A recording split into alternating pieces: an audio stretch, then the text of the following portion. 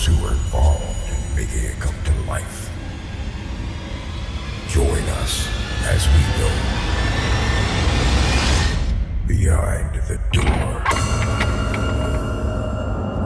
Good evening and welcome back to another episode of Behind the Door with the Grey Rooms podcast. I am your host, Brooks Bigley, and with me tonight is the author of Season 3, Episode 13, C.M. Peters, who brings a new meaning to the concept of eat, pray, love. How are you this evening, C.M.? I'm very good, thank you. How are you?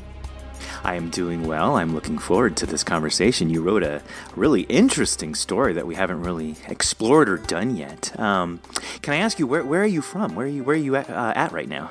I'm in Eastern Quebec, actually. I'm French-Canadian. I live in the cold white north, actually. So you are not down in the warm tropical islands of where Guadalupe is? Unfortunately, I'm not. Okay. Have you ever been down there? Not even, no. It's all in my imagination. Wow, your imagination is so rich. Amazing. So I'm excited because we've not really done, this was like a very beautiful romantic story that just completely went haywire and people died in the end. What even gave you the seed idea to kind of start with this type of horror story? Actually, it was the mythical creature, because I'd had this idea about a few years ago to start an anthology of mythical creatures, because we're so used to hearing about werewolves, vampires, and witches, and I'm sure there's other interesting creatures we've never heard about. So I started doing some research, and I fell upon the succulent. And I'm like, okay, I've never heard that word. And although I'm French and Guadalupe is part of it is French, it's not a creature I've ever heard of. So the more I read about it and the more interesting I got. So the more interesting it got. So I decided to start writing that story. And then I found you guys. And I'm like, well, this is the perfect niche for it, because I'm used to writing a little more romantic stuff, as you've noticed probably in my story, but never with that kind of twist. And the succulent was the perfect twist for it because she's quite aggressive. Mm-hmm, mm-hmm. Oh, and just to let you know, we can talk about anything in this interview because spoilers are given that someone's going to listen to this after they've heard the story. So, perfect. Can you describe to me then what exactly is from your research? What is a succulent? A succulent is a mythical beast that usually refers to Basil. Basil being like its master, who will give power as long as they're fed through some kind of special tree. So I really went with the basics for my story. And it feeds on blood like a vampire does. But the actual way that Miss Ludivine and Angélique, well, not Angélique, because now we know that she is the succulent, and Miss Ludivine she kind of killed herself in a way. If you figure out what's going on that side, like writing the body with the coarse salt and burning it was the actual way, or is the mythological way to kill that beast. And in the story, yes, I added a little twist of love, but usually a succulent will not be swayed in any way from its goal. Right. And it almost like at the end, I feel like you didn't outright say it, but there was a slight hesitation where Samuel noticed some kind of human, just a tiny bit of humanity left, maybe, in Angélique. Exactly, because he had this hope of maybe surviving this beast, and because of her female form. But a succulent, the real form can take a succulent can take different forms. She just chose to look like a human, but it could also look like a panther. And as a panther, I don't think you could sway it at all. Okay, got it. So Angélique was not at all a human that had been possessed or anything. And I guess Samuel did ask Mrs. Ludivine that, to which she said no. I could have made a mask, but that kind of would have spoiled the fun, I think. Right. Now then, how... I have so many questions. How then how then did you determine to, because you could have just kept it with Angélique and Samuel, but you did bring in this other part of her and further disguising herself as Mrs. Ludivine. Now, was that kind of part of this way to bait humans in somehow? Like, I what think is that so. connection there? I think I brought Miss Ludivine in mostly because I wanted, I don't know, maybe a sidekick, a friend, because Samuel was actually trying to make friends on this island because he's new there, because he doesn't know anyone. And neighbors, it's just a neighbor. You can say hi from the porch. And it's just Miss Ludivine is quite different from anyone he knows. And since she's native from the island, well, she knows what's going on all around. And that's why he probably went directly to her, and also wanting to protect her from that beast that he saw, Right, but yeah. not knowing that she was the actual beast. Right, right, and it was a great disguise because even Samuel admitted to himself, like, not sure why I care so much about this old woman. So it was clearly he would immediately want to protect her or feel closer to listening to things that she had to say or share versus if he had only just met Angélique and then she was trying to maybe impart some kind of information to him. It was just a very good Exactly. lure. Yeah. So It makes it different. So then, how did you start then with this story? You said that you researched, you wanted to do something new, something unique. When did you ultimately start to shape? I guess sucuyants only exist kind of in these tropical areas in this Yes. culture, or okay, Yes. so that's Yes. why the setting is there. Okay, Exactly. Yes. okay. Well, what went through your mind to get from the first idea to then ultimately fleshing out, adding Samuel as this kind of American that moves down? He's the naive guy that has no idea about the culture, what's going on. What slowly started to form all that for you? It's formed at first, I would say, through the scenery, because I don't know about how you write or how other people write, but in my case, it's like a movie in my head. So I see what I want to write, then write it. And because of the panther-like, vampire-like creature in this tropical setting, I kept seeing like the trees, hearing the sounds, the sense of smell, exactly, because so many different smells over there, especially with the food that's so different. I started around with that. And what's different is I very rarely write with a male main character. I'm a female. I usually write female. But this time I'm like, I'm going to make it different and just push myself a little more. So I started with the scenery at first. I'm like, okay, who could be down there and not know? Because anyone from the island would know what a sucuyant is. So I have to have a stranger in there. So I Right, that started, makes sense. yeah. So I started shaping up Samuel, and I'm like, okay, what would he do there? Why would he be needed?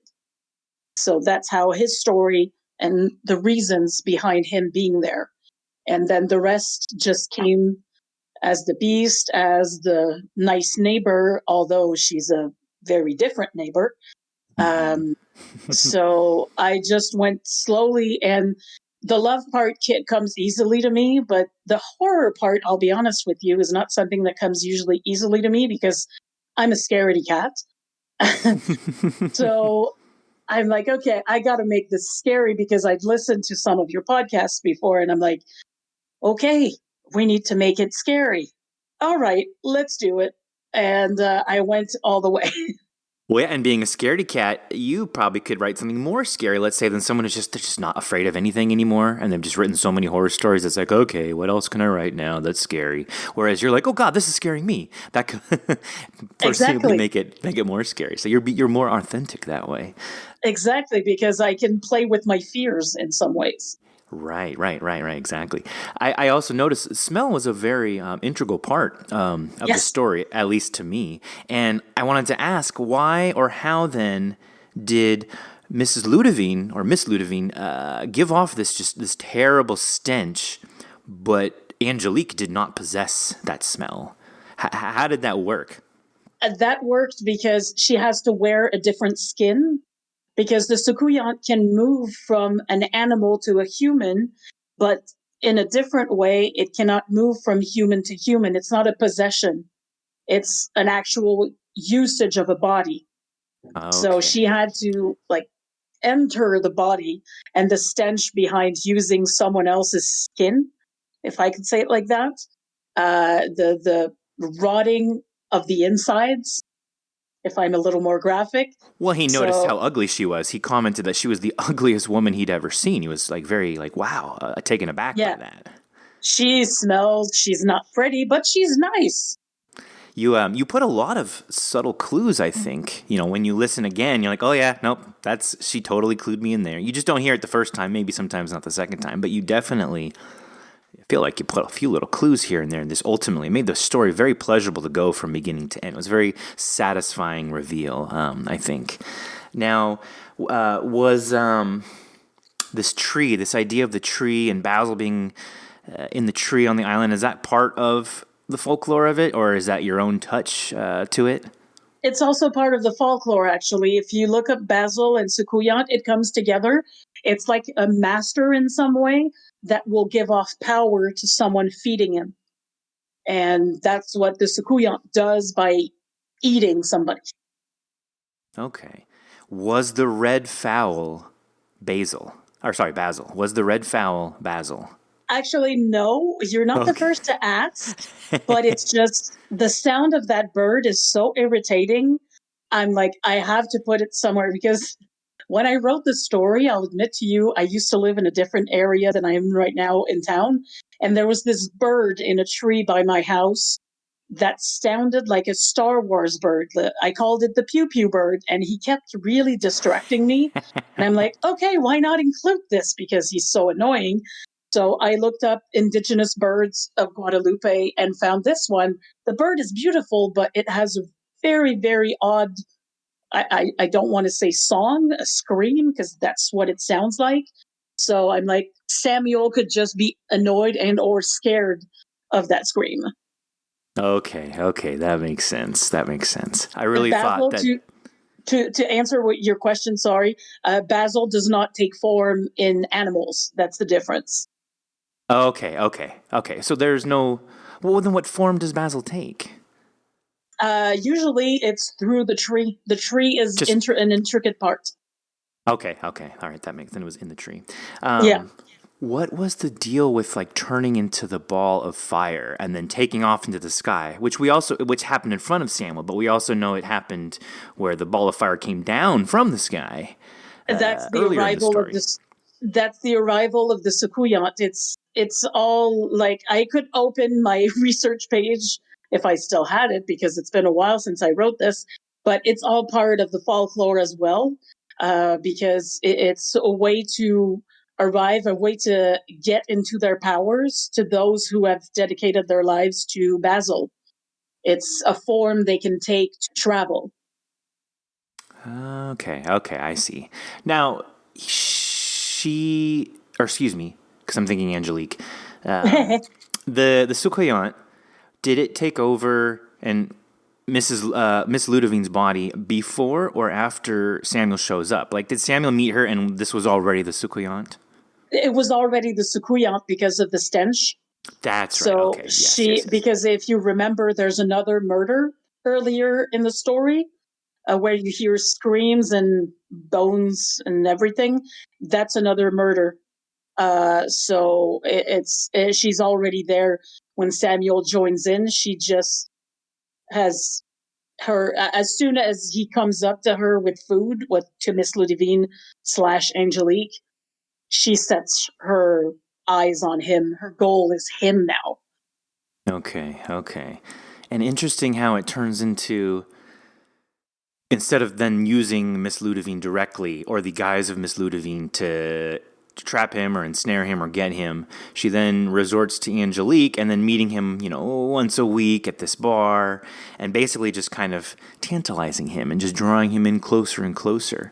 I think it's a question of getting his trust mostly. Okay, that makes sense. Right, and then, well, what was the action though of inviting him to the beach, and then he goes to the beach? Maybe she, or the suppliant just couldn't help that there was an available victim nearby to take part in, thereby missing the meeting? Okay. So it wasn't like Exactly. planned that way. No, she actually, Angélique, in a way, like you said, she has this little tiny human part still inside of her.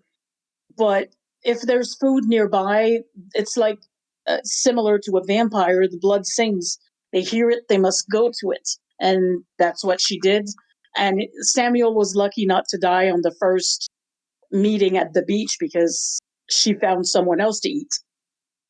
Right. She kind of took off in the middle of it. Exactly, because he saw her and, in a way, kind of shown herself to him. Okay. I love this. So, what did you think? What did you think of the production? Like hearing your story turned into this audio drama. How did that? Like your first listening, how did you feel? How did it sit with you? That was so amazing because the sounds were like I imagined. And Chantal Jean-Pierre, who did the voice for Miss Ludivine and Angélique, she's so exactly like I imagined her to sound. So bravo for that. I really, really enjoyed it. But the music changing, shifting, I love that as the story got more intense. And the sounds, even that you guys found the red jungle fowl. I'm like, okay, that was really special, and I'm glad it was included. I really enjoyed it. It's really cool to have your own words put into a podcast. Have you had other stories that you've written in any genre, really, turned into any kind of audio drama? No, that's actually my first time, so a newbie at this, but I'm hoping it won't be the last. Oh, well, welcome aboard. Yeah, Thank you.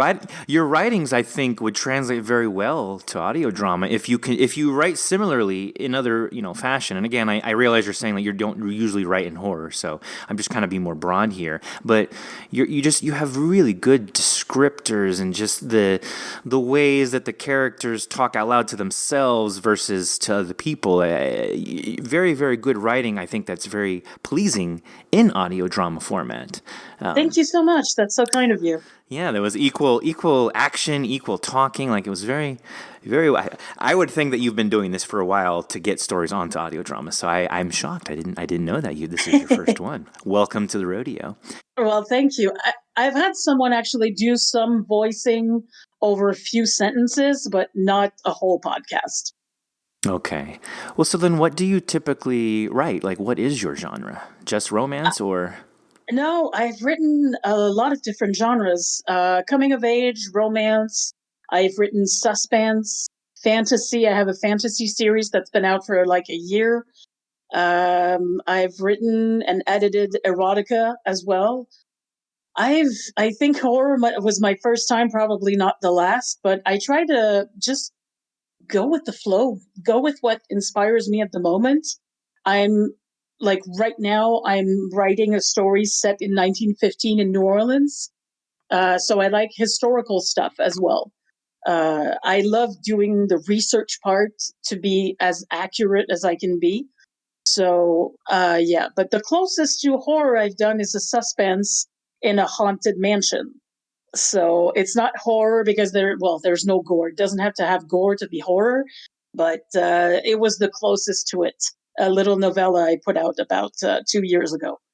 Oh yeah, haunted mansion for sure. I would consider. I wouldn't call that suspense. I would definitely put that under the umbrella of horror. Yeah, horror is not. Okay. Horror is not just a creature with teeth biting in people's arms and legs off and swallowing them. That's just one tiny faction. Horror could be just. Just a story about anything. Yeah. Right. If you are scared from it, if it's something that just gets you and you just can't turn that light off to go to bed, that's horror to me.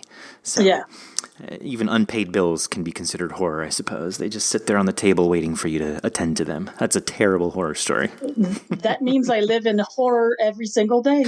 Right, you and everybody else. Yes. The joys of being an adult.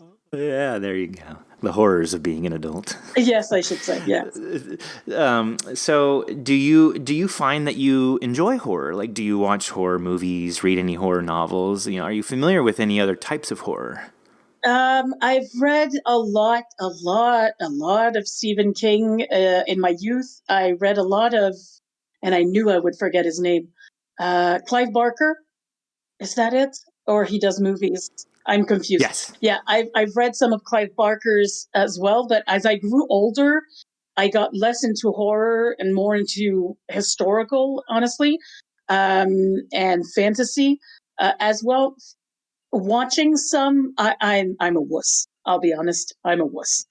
Uh, and I think the last horror movie I saw was The Nun, and when the music starts stressing me out, I usually close my eyes so I won't see what's going to happen. Uh, but I try to because some look so interesting. I'm more into the thrilling, the suspense than the gore. If you can say it like that. Like I really enjoyed. I enjoy the Winchester with Dame Helen Mirren. I don't know if you've ever heard of that movie. It's based on that huge house that she built. She used to build a new room for every person that died because of the rifles of the Winchester Company, the Right. She rifle was trying to company. keep she was trying to keep the spirits happy. She would build stairs up Yes, into ceilings with no actual entry up to the next floor or doors that opened up into walls. Yes, exactly. I've actually taken a tour there. That's here in Oh, California. Yes, yes, yes, yes, you're yes. so lucky. The Winchester Mystery House. That's what it's called. Oh, but that Yeah. one, that's the one that actually inspired my novella, big haunted house. I've been into a haunted island before, so A maybe whole that's haunted island. The yes. entire island was haunted. Where's this at? Well, Tell me. I believe personally, I believe it's haunted because there's between 5,000 and 7,000 people that have been buried there. So if it's not haunted, I don't know what it is. Lots of It's souls left behind. Yes, yes, yes. exactly. It's called in French. It's called Grosse Île, or you could call it Quarantine Island. It was used in the 1800s when the Irish potato famine started, and a lot of people emigrated to through Quebec and then went everywhere else. But they had to stop there for quarantine, and unfortunately, a lot of them passed because of those illnesses that they got on boats. So yeah, there's a huge adult cemetery. There's a children's cemetery, and in the buildings that are still up, there's messages that are written down. There's dates that have been carved in the wood. I'm pretty sure there's ghosts up there. If there's not, it's a waste of space. What? It's very creepy to me. When you said that, I went, oh, you said there was an adult cemetery and a children's cemetery. So they're actually Yeah. separating the Yes. dead. But I don't know why. That's just personally very creepy to me. Like a child cemetery. I mean, that's tragically sad. But It's that's very just, sad. yeah, but it's I don't creepy know. overall. I'll be honest with you. I worked on that island for 1 week and I quit. I was terrified. Uh, I don't know why there's two different cemeteries. I didn't wait long enough to ask. But the cemetery, the adult cemetery, has lye in between each coffin, so it's kind of bumpy. It's still bumpy today, and the children's cemetery is full of white crosses, so it's very very creepy. All of that, very creepy. Wow. Now, what is But this? I would yes, sorry. Oh, I was going to say, what does this island get used for generally during the daytime currently? Currently, it's a tourist spot because there's two boats that will dock there for, I would say, about 6 hours, and you can visit some areas. There, the disinfection area. There's the doctor's house. It wasn't ready when I was there, but it was like 20 years ago.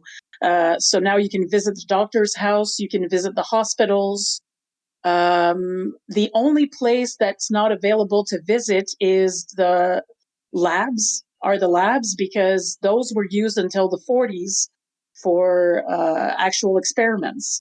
So there's a Celtic cross that's there because Irish people mostly Irish people went through. So they wanted something of theirs to stay, which is completely understandable. So you can visit that. What else? It's been so long. Well, why did you Uh, work there? You said you worked there for 2 weeks, yes, right? yeah, Now, yeah. what were you doing to work? I was in the gift shop, so Okay, okay, okay. but I aimed at first to be a guide on the island. That's what I aimed for. Unfortunately, I got the gift shop, which is very different. But the guides will take you through and tell you the stories of certain people that went through. And if you're lucky, you can meet the guard that's there year round. His name is Flo, and he lives there year round because it's only open from May to October. And the rest of the year, it's not accessible by boat because of the ice cover. Okay, got it, got it. Now, what did the energy? You said you lasted 2 weeks. Like, did you quit? Like, Yes. I'm very intrigued here. Was it the energy that you felt? Like, can you Oh, yes. describe that? What did the energy feel like there? First of all, the place where we would sleep was, uh, it wasn't a hotel nor a hospital, but it felt and smelled like a hospital. And it felt so echoey and empty and creepy. There's no phone, there's no cable, there's no internet that reaches the island. If you need to make a phone call, you'd have to go to an office. They have a satellite phone. So if you have an issue, you're kind of stuck there. And uh, some of the people, I haven't been, but some of the people that work there that I made friends with had visited the doctor's house before it was renovated. And apparently, there's a spirit of a little boy that was adopted by the doctor and his wife. I have personally not seen any proof of it, but I've heard a lot that he wants to play, so he just wants friends, and that's why he haunts the house. Oh my That's what gosh. I've been told.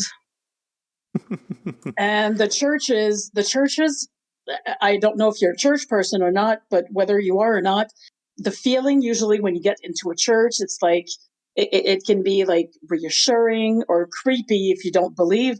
But when you got into the Christian church, it was empty and cold.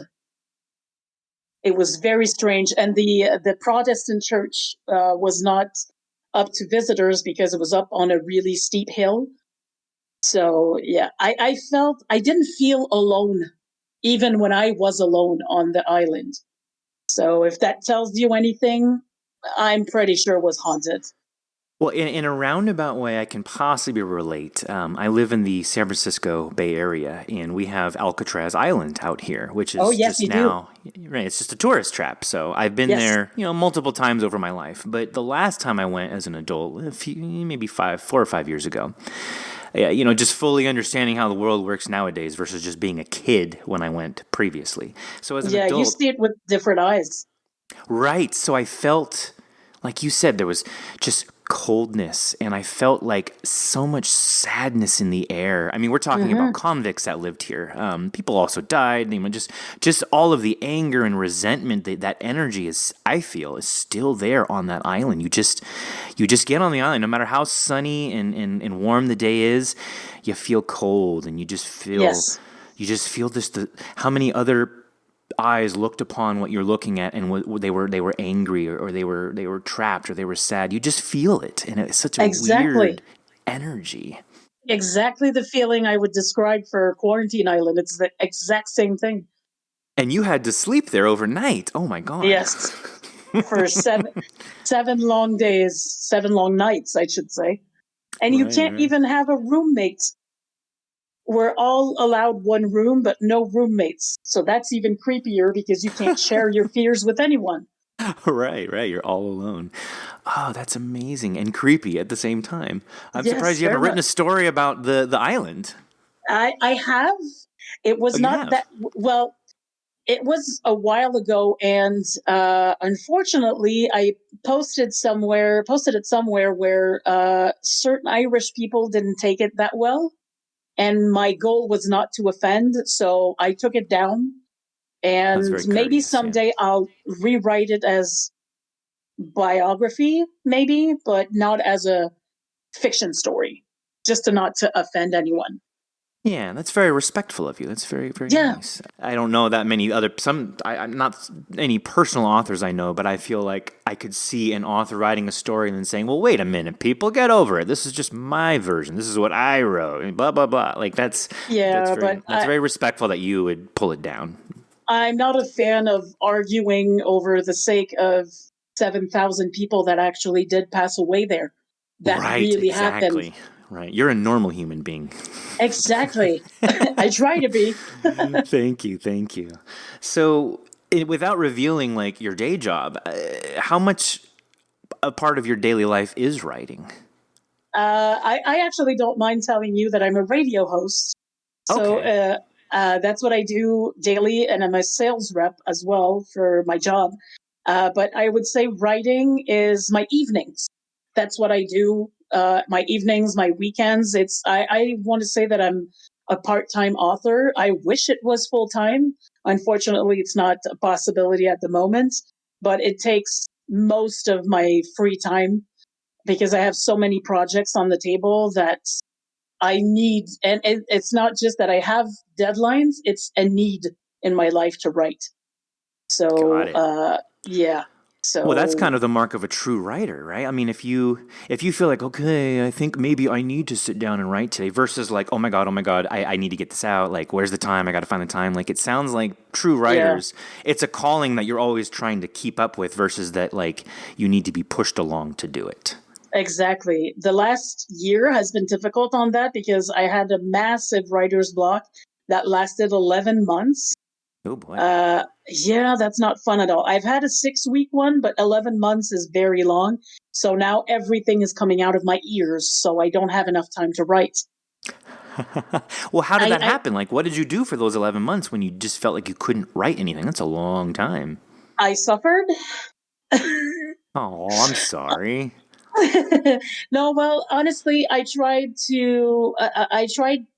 writing in different forms like bullet journals or daily journals, and that still didn't get my attention. I tried crafts, I tried walks, and none of that compared to the feeling of creating words, creating worlds with an L and not words. But yeah, I've tried different things, and at some point, it all came because of a really bad experience with a publisher that I won't divulge here because it's not the place to. But sometimes when you have a hard time working with people and you doubt yourself, in my case, it came from a place of self doubt in my abilities. And at some point, I had advice from people around me that told me, you can do this. You're good. You can do this. So keep doing it. And for some reason, it just clicked. And since then, I've been writing nonstop. I have 2 novels coming out soon, working on 2 novellas, and a lot of other stuff. So I don't wish a massive writing block like that to anyone. I've known people, for them, it lasted years. I don't know what I would do if it lasted more than 11 months because it's like a waste. To me, it was a waste of my talent.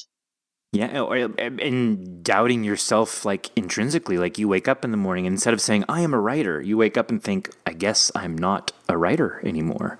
Exactly. That's scary and damaging Yeah. almost. Yeah, I'm so glad that exactly. you got back on. So am I I. So am mean, I. 2020, because this happened during 2020, correct? Yes, yes, it did. Yeah, so you can kind of be forgiven. I mean, even the whole world is going through something. So even subconsciously, those that were great at something or who knew they were this or that, were confident in themselves, had to realign to something different. We've all gone through a definite subconscious shift and change, I think, Oh, yes. in the last year. And Yes. I'm up there with you. Like I've had weird bouts of brain fog. I don't know. I don't know what it is, but this last year, I'll just sit there sometimes and I can't think of anything creative to do with this podcast. It's just, it's like I've forgotten everything. I've never had that problem before. Isn't that So just annoying? You know it's you can do extremely. something. You know you can do something with all of this, but what Right. to do with it. Right. That's the problem. It's like a chef. Like, I mean, you can't forget how to cook, but what if a chef just woke up one day and just looked in his pantry and was like, I have no clue how to mix any of these today? That'd be Oh very, my, very jarring. Very, I'd be very worried. much. Yes. And yet that happens to writers all the time. Yeah. And we doubt ourselves. That's the problem. It's not just that it happens, it's just that we doubt everything else that comes with it. Mm-hmm. Right, right. Well, then what are your recommendations then maybe to other people then? Because you received lots of help, correct? When you had your writer's block. Is there anything now that you're Yes. back, you've made it back into the stream? How could you then, if anyone else is suffering, what could you share with them? I would say to keep trying as much as you can. If it can be like drabbles or flash fiction, like those flash fiction for those listening who are not sure what it is, it's like 100 words, sometimes up to 500 or 1,000 words on one subject with one word, just a little something, or free form writing, writing of any kind, but that doesn't necessarily have a goal. Um, Even journaling. I said it didn't keep my attention, but I still wrote something like on my daily stuff. And like, why am I doing this? Because nobody cares what I did today. Well, I'm still writing. I'm still, You're keeping those neurons going. You're keeping those neural pathways. You're keeping the muscle memory of typing or figuratively holding the pen. You're keeping that all exactly. going. So that makes Yeah. sense. Yeah. And read a lot is also my suggestion, because when I have this huge brick of a book next to me right now that I just bought, and a friend was telling me, what are you reading at the moment? And I'm like, I'm not reading, I'm writing. And she's like, you don't read while you write? And I'm like, do you? She says, yes. I'm like, how do you do this? She says, that's the best thing to do when you're in a rut, because it might give you ideas, not necessarily to copy the book that you're reading, but give you an idea on how to further your own story, or give you an idea for a new story or a novel or whatever the usage of your writing talent you use it for. So reading to me is very good, and reading was how I improved my English, because I don't know if you can hear my accent right now, but I do have a small one. You have a Canadian accent to me as a United States American. To a degree, I do for certain words, maybe certain, but I'm French. I was born and raised in French, and I learned English later in life. So reading is also a good way to improve your vocabulary, your grammar, your punctuation. So reading, even when you're in a really bad slump, well, it helps. Anything can help. It makes such perfect sense. It's again keeping your brain active, keeping your brain sharp and going. I guess Yeah. maybe that goes back to the primal part of us where, oh, I can't write a story today, therefore I must not be a good writer. So you start to get your self doubt going, and then Oh that God. self doubt might be what causes someone to say, "What? How can you read a book when you're trying to write your own novel? That's just too much to handle."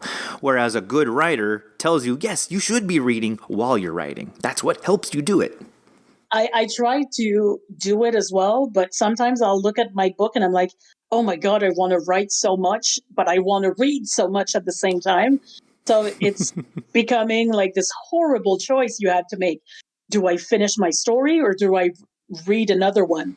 So These right are all now, healthy problems to have. exactly. So I right now I'm keeping on writing because I'm so lost in my story that I'm like, I'm keeping with this, that I'll read the book after. Okay, there you go. Well, how many novels have you written, or novellas, or books, or stories? Like, is there a? Do you have a list? Uh, Published novels, I have three. I have a series of two called the Fate series. I have another novel. I've participated in a lot of anthologies, both regular fantasy.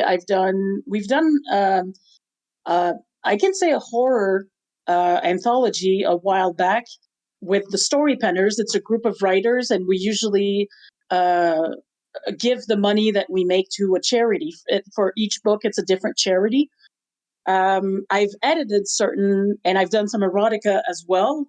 So published, I want to say three novels, a novella, and about 8 or 10 short stories. Yes, that's about it.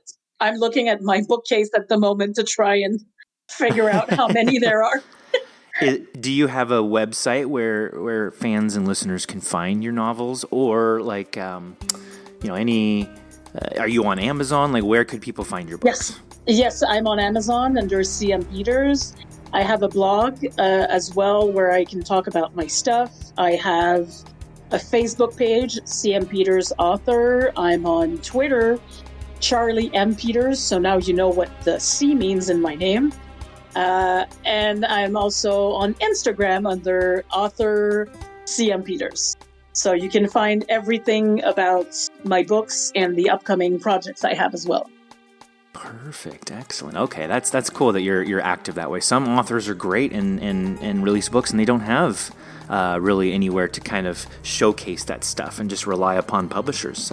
So it's good that you're working all those angles. Yeah, I like to have it's like having tentacles everywhere, and right. Keeping a hand in every single thing with the help of publishers. Right. And you are a part of. Like, do you self-publish, or are you actually part of a publishing house? Both, actually.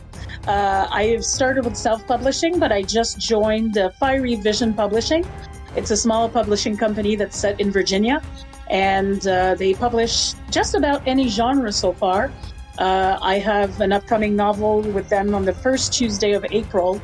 That's a coming-of-age, I want to say coming-of-age sexy story coming with them. That's a novel that's coming. Okay. You are busy. Wow. A little bit, yes. I love your energy. You're a go-getter. That's great. Yes. That's great. Thank you. Yeah. Well, thanks for joining us tonight and proving that romance can be found anywhere, even in a horror story. I appreciate you. I appreciate you taking the time to sit and chat, CM, and I thank you for sharing your world with us here in the Grey Rooms. It was my pleasure. Thank you so much. Of course. And as usual, the biggest thank you goes out to our fans and followers who listen daily and spread the good word of Bob. Always remember, if someone attempts to eat you on the first date, chances are the relationship isn't going to last very long. # stay gray. Take care and enjoy your evening, CM. Thank you. You too. And good night, folks. Bye.